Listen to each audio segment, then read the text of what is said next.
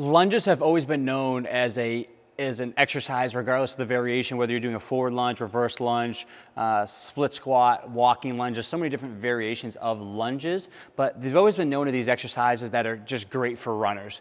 The problem is, if you're not looking at the key points within the exercise, how much do they actually carry over to running? Not as much as I truly think people believe they do. So one of the key things I really encourage you to look at is position of the pelvis, right? So for example, if I was doing a reverse lunge here and I was stepping back and lowering my back knee to the ground, to some degree, if you're just letting that leg drop and you're not controlling the whole entire pelvis to move as a unit, you're going to get this drop in the pelvis on the leg on the side that's lowering down. So for example, if I tucked in here for a second, if you look straight across my waistline, so that right there is pretty just right at the top of my pelvis, but equal on both sides, just making sure I'm on here so it's not showing anything that's inaccurate. But I'm going to step back and then I'm going to lower.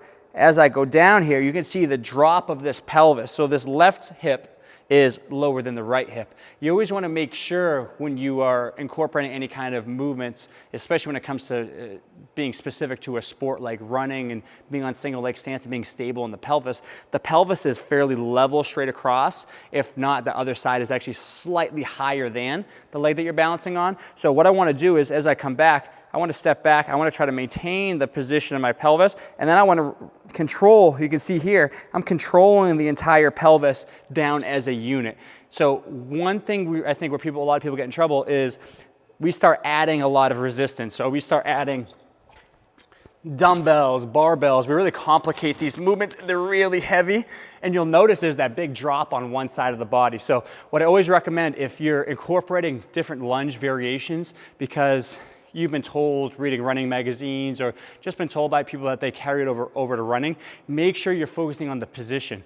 Strength only matters so much. If I'm not able to control my pelvis and then I get out there and I run, that strength is not going to translate over to stability and control to that pelvis. So that's one thing I really want you to think about is how are you positioning yourself as you lower down into a lunge? Are you sacrificing control and stability for strength? Or are you someone that just needs to brushing up on some of the fundamentals of the movement to make sure you're in the right position to see more carryover and success when it comes to your running?